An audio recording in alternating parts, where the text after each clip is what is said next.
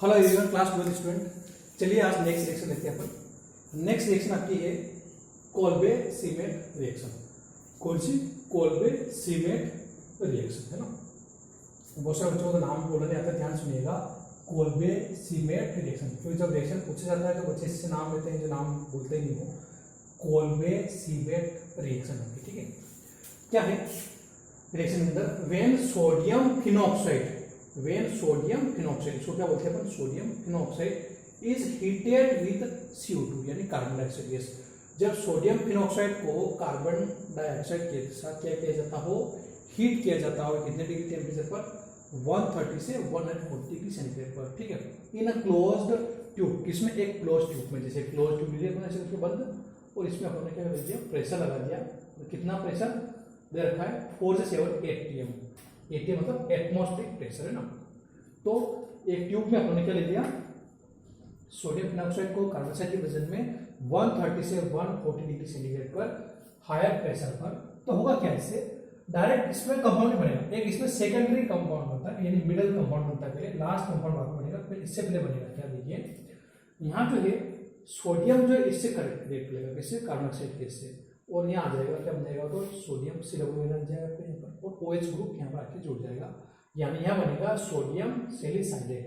क्या बनेगा? Sodium salicylate, ठीक। ये आपका कुछ टाइम के लिए बनता है। जब इसकी रिएक्शन वापस अपन किससे करवाएं? हाइड्रोक्लोरिक एसिड से।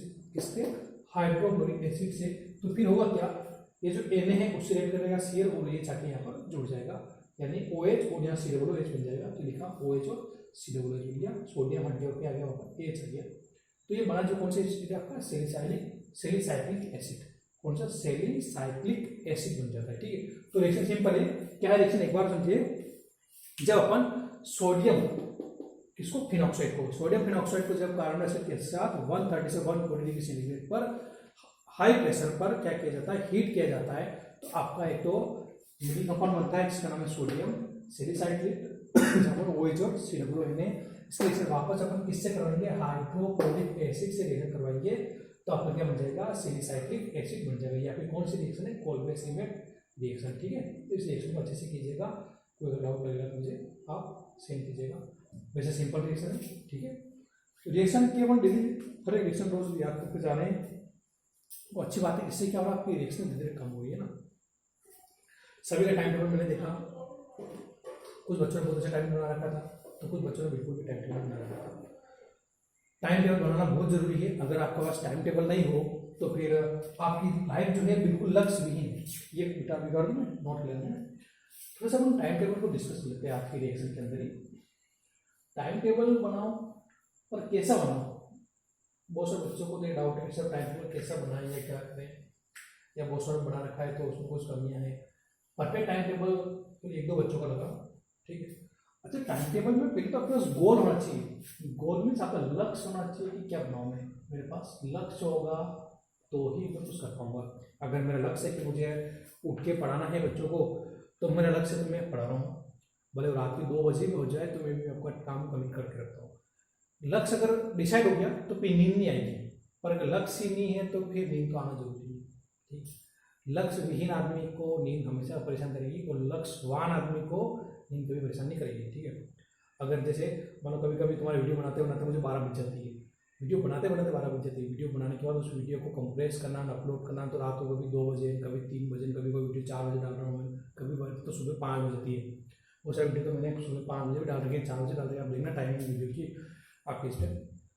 तो मैं यहाँ मेरी तारीफ नहीं कर रहा हूँ, मैं यहाँ बताना चाह रहा हूँ कि मेरा लक्ष्य है कि मेरे बच्चों को होमवर्क भिजवाना है मुझे कैसे भी करके।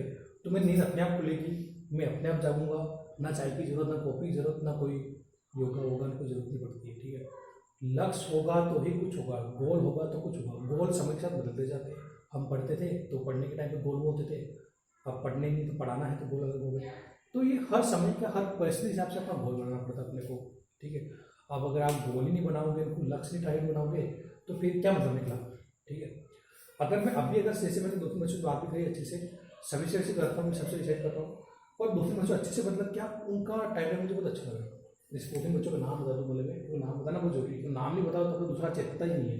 जैसे 10th के बच्चों का नाम बताता हूँ मैं। 10th में एक तो अच्छी बच्ची थी नितिका, नीतिका का टाइम टेबल अच्छा लगा। 10th के बच्चों के मंगल का टाइम टेबल, नीतिका हो गया, प्रियांशी हो गई, या 12 बताओ तो सुमित ने टाइम टेबल अच्छा बताया, सुमित हो गया, एक रुचि ने भी टाइम टेबल से बताया, और एक और क्या था, राधा ने भी टाइम टेबल से बताया। तो 4-5 बच्चों के टाइम टेबल मुझे अच्छे लगे, अच्छे से मतलब इन्होंने बोला कि हाँ सर हम टाइम टेबल बना रखे, हम लोग पहले से इन्होंने टाइम टेबल बना रखे, और किसी ने अभी 1-2 दिन बनाया हो और वो फॉलो कर रहे हैं, तो ये अच्छी बात होगी कि अगर उन्होंने टाइम टेबल बना रखे और फॉलो कर रहे हैं तो उनको रिजल्ट मिलेगा। और बच्चों की बॉडी लैंग्वेज से पता लग जाता है कि बच्चा खुद कितना एक्टिव है।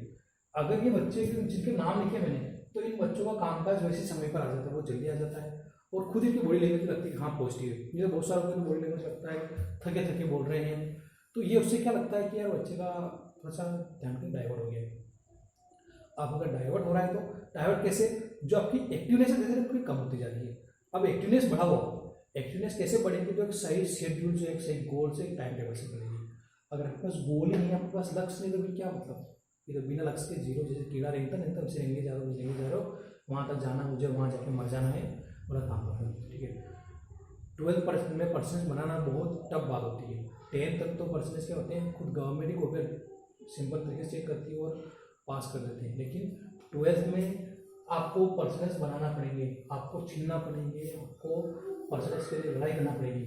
अगर आप सोच रहे हो कि स्कूल नहीं लग रहे हैं और हम पढ़ाई नहीं करें, तो मैंने पहले ही बोला है कि आप आपको पट्टी बांध दो, अगर कमजोरी की मानना है तो ये पट्टी कमजोरी की है। क्योंकि अगर अपना टारगेट अगर मैं रखूँ, तो अपना टारगेट है मेरिट वाले बच्चों से, मैं तो छोटे टारगेट की बात करते ही नहीं हूँ, अपना टारगेट किससे, मेरिट वाले बच्चों से। अब अगर मेरिट वाले बच्चों की बात करूँ, तो मेरिट वाला बच्चा तो क्या हो रहा है, पढ़ रहा है, वो तो क्या पढ़ रहा है या लगभग अपना काम पूरा कर चुका है, अपना काम क्या कर लिया उसने, पूरा कर लिया है। किसने, जो मेरिट के बच्चे हैं, और अपन उनसे अभी काफ़ी पीछे। अभी तो आपको मैं टाइम टेबल बनाने की बोल रहा हूँ, ये चीज़ें बोलने की जरूरत नहीं, खुद को मोटिवेट होना पड़ता है, खुद को करना पड़ता है। पर बोल मार्क्स के पढ़ रहा है कि लगा भी कमजोरी है, तो खुद अपना टाइम टेबल बनाओ, खुद उसको फॉलो करना शुरू करो।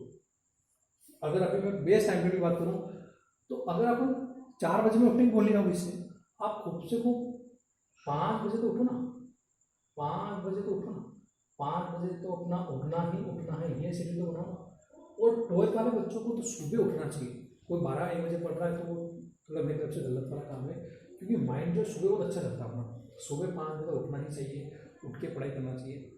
कि कोई नहीं उठ पाता तो बात अलग है, लेकिन 5 बजे उठ जाओ, और 5 बजे उठ के फ्रेश होके मतलब चाय कॉफी जो पीते हो, और उसके बाद 5:15 बजे या मानिए मैंने 5:30 बजे, ठीक है, 5:30 बजे से अपनी पढ़ाई क्या कर दो, स्टडी शुरू करो, क्या कर दो, स्टडी जो है अपनी शुरू करो, ठीक। अब 5:30 से 6:30 तक एक सब्जेक्ट लो, कोई सा भी जो आपका फेवरेट हो, जो सब्जेक्ट आपका क्या हो, फेवरेट हो, जिसमें पढ़ने से आपको रुचि मिलती हो। क्योंकि होता है कि सुबह सुबह टाइम पे अपन मुझे थके मांदे होते हैं, और वो ऐसे सब्जेक्ट लेके बैठ जाए जो अपने को पढ़ने में बोलने लगे, तो अपन क्या होंगे, घंटे भर में वो सब्जेक्ट सुला देगा अपने को। तो इससे अच्छा तो है कि अपन ऐसा सब्जेक्ट पकड़े जो क्या हो, अपना फेवरेट हो, बोले मैथ्स हो, बोले बायोलॉजी हो, बोले हिंदी क्यों ना, बोले इंग्लिश क्यों ना, वो सब्जेक्ट 1 घंटे पढ़ो, ठीक है। अब जैसे 6:30 से हुआ, फिर अगला सब्जेक्ट 6:30 से पढ़ो वापस, कहाँ तक, 7:30 तक। अब जो टफ सब्जेक्ट, क्योंकि ये घंटा आपको थोड़ा मोटिवेट कर चुका, तो अब अपना टफ सब्जेक्ट जो आपको लगता है, ठीक है। तो ये तो हो गया आपको सुबह का 2 घंटे का पूरा, यानी अपने पास अगर 12 घंटे थे, टोटल 24 आवर्स मानते हैं, सॉरी 24 आवर्स में से अपने 2 घंटे तो मॉर्निंग में निकालिए। कितने घंटे निकालिए, मॉर्निंग में निकालिए, ठीक। अपन लोग खूब ज़्यादा पढ़ाई चाहिए, तो 6 घंटे 7 घंटे 8 घंटे पढ़ाई की बात करूँ मैं, रिटर्न वर्क की बात नहीं कर रहा हूँ, पढ़ाई एग्जैक्ट ऐसा नहीं 5 बजे उठ के कॉपी बना रहे हो, कॉपी तो वो तो बात होगी, वो अलग बात होगी। पढ़ने की बात करता हूँ मैं, जो पढ़ा है उसको अपन रिवाइज कर रहा हूँ।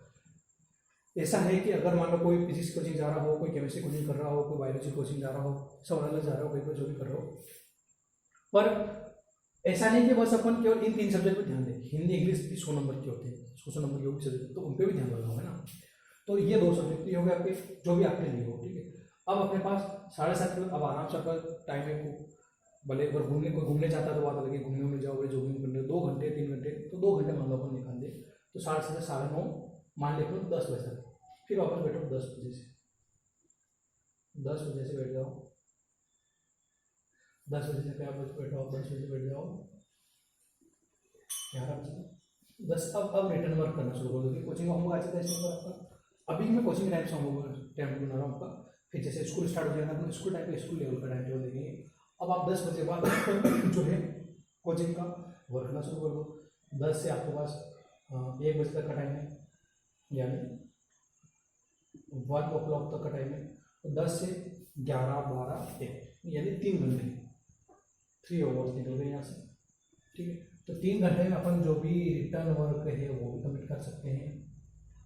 जो रिटर्न वर्क बोल रहा हूँ कोचिंग का रिटर्न वर्क, अब इसको रिवीजन करने का काम तो आराम से फिर रिटर्न वर्क हो जाए। फिर 1 बज गया आपके पास, अब 1 बजे बाद अपन थकान भी हो जाती है क्योंकि सुबह ही उठे हुए हैं अपन, तो आप 1 बजे बाद थोड़ा सा हल्का सा सो सकते हो, आराम कर सकते हो। नेपकिन नींद जिसको बोलते हैं ना, स्टार्टिंग से बताया था नेपकिन नींद, नेपकिन मतलब छोटी टुकड़ों वाली नींद, नेपकिन मतलब टुकड़ों में सोना, टुकड़ों में सोना, ऐसा नहीं कि घंटे 2 घंटे सो वो वाला बात नहीं, बस 10-15 मिनट 20 मिनट की आधा घंटे सो नहीं हुए, 1 आध घंटे नींद मान लो, तो 1 आध घंटे अपन नेप की नींद दे दो, यानी 1 बजे बाद आप रेस्ट करो थोड़ा सा, तो आराम से आप उठे बोले 2 बजे बाद, तो 2 बजे उठे हो तो आप 2:30 बजे का लेता हो टाइम, तो उठने के बाद चाय कॉफी वापस दिन में कुछ भी दूध वगैरह जो भी होता वो ले लो, तो 2:30 बजे से वापस पकड़ो आप सब्जेक्ट।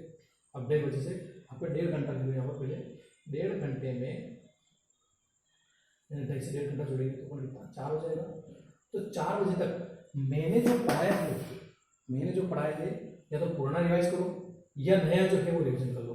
क्या कर लो? रिवीजन कर लो एक बार, जो पढ़ चुके रिवीजन करने की जरूरत पड़ती है। रिएक्शन हो, फिजिक्स में डेरिवेशन हो, कुछ भी हो, मतलब ऐसा हो जाए कि मैं रात को अगर 12 बजे फोन लगा उठ भाई उठ, ये सुना तो सुना दो, ऐसा होना चाहिए, ठीक है। तो रिवीजन कर लो, 1.5 घंटे का पास टाइम है, 4 बज गई, 4 बजे रिवीजन करा, अब 2 घंटे वापस हो सकते, 4 बजे बाद 1 घंटा आधा घंटा वापस रेस्ट हो सकता है, कोई घर में खाना बनाता है कुछ करो, तो अब आप 2-3 घंटे वापस रिवाइज करो, आराम से सो जाओ, बोले आराम करो, कुछ भी करो, अपने सोना तो नहीं, शाम के टाइम हो गया 4 बज गई है। तो अब उसके बाद आपको 2 बजे तो 7 बजे वापस, कितने बजे? शाम के 7 बजे, क्योंकि मैं सुनता हूँ करता हूँ तो उस टाइम उसकी प्रैक्टिस वगैरह करना हो तो जो भी होगा तो वो उस टाइम 4 से 7 के इसमें कर लिया करो।